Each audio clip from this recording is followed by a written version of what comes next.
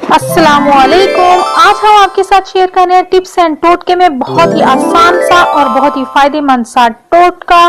चलें जी, टोटके की तरफ जाने से पहले हमारे चैनल को कर दें जल्दी से सब्सक्राइब और साथ ही साथ बेल आइकॉन को कर दें प्रेस ताकि आपको नोटिफिकेशन मिल सके। हमारी वीडियोस को लाइक और शेयर करें और कमेंट करके बताएं कि आप मजीद कौन सी वीडियोस देखना चाहते हैं। चलें जी, चलते हैं आज के टोटके की तरफ। तो आज हम आपके साथ शेयर करेंगे बहुत ही आसान सा टोटका।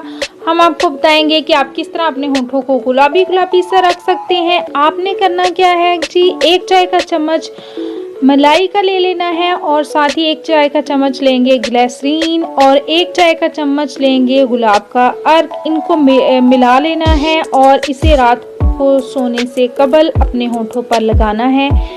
रोज़ आपने ये काम करना है तो चंद ही दिनों में आपके होंठ जो हैं वो नेचुरली जो है वो गुलाबी हो जाएंगे और आपकी जो कलर है होंठों का जो ब्लैक हो जाता है या डार्क ब्राउन वो ख़त्म हो जाएगा और नेचुरली पिंक पिंक से आपके होंठ हो जाएंगे प्यारे प्यारे से।